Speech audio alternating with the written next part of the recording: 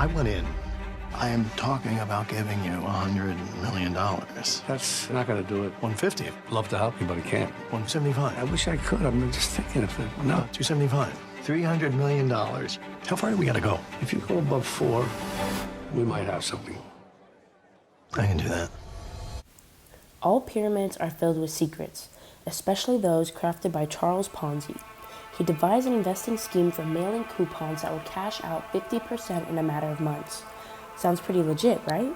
Wrong. A Ponzi scheme, also known as a pyramid scheme, is a type of fraudulent operation wherein the schemer will bring in investors, starting with few, then gradually increasing the amount each time, all while saying the money will be invested at low stakes with high returns.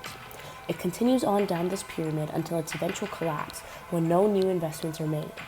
This wouldn't have worked as well as it did without one crucial factor: trust. As a society, we tend to be very trusting when it comes to the things that are supposed to benefit us, but we're also quick to place blame on anyone but ourselves.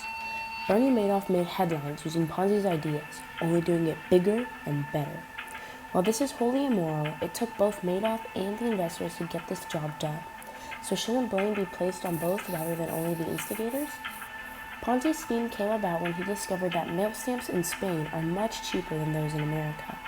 He told his clients their investments will go into the stamps and make them a nice profit, when really, it never left the confines of the pyramid.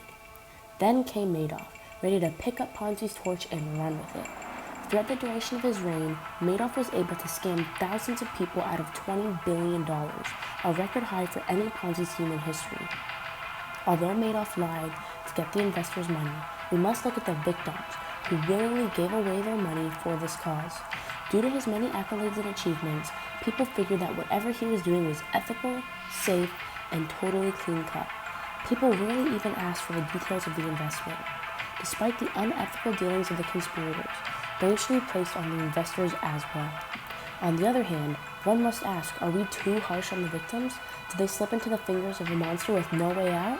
Madoff's lack of empathy is put on display in the instance where he conned an 86-year-old widow by putting his arm around her and in a kindly manner told her not to worry, that the money is safe with me. It comes as no surprise that this interaction weighed heavily on Madoff's sentence. An old woman who doesn't know much about the market and has accumulated a decent share of assets is sure to trust a successful businessman who comforts her in her doubts. You can't blame the victims when there are men like Madoff who have perfected their craft to a T. But for this reason, you can't hate the player, hate the game.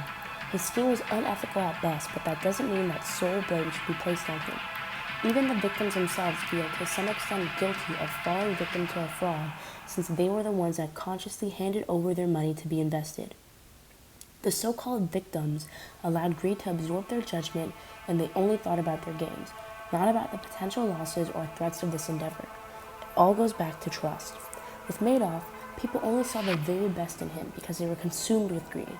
Even if they had seen all the warning signs of a true swindler, they still would have gone through with it to reap the rewards. Their desire for wealth beyond their wildest dreams drew up storm clouds over their ability to think rationally and logically about their money moves. The investors had all the chances to back out and put their money elsewhere, but they didn't. People always try to cheat the system and find ways to make quick, cold cash. Solutions to fraud will come from tempering trust. One way about this is remaining vigilant. We often come to conclusions about a person very early on and hold on to these notions until they can no longer ring true. Even the warning signs of a change won't spook us because we are so headstrong in our beliefs. If only the investor had asked the right questions, they would have been able to see through the cracks of Madoff's trickery and escape disaster. Another factor is starting small. Bernie enticed people through advertising that the more they put in, the more they got out. If right off the bat you're asked to put in immense amounts of money, it's best to steer clear. Finding your own pace is key. Greed is, after all, one of the 7 deadly sins we are bound to commit.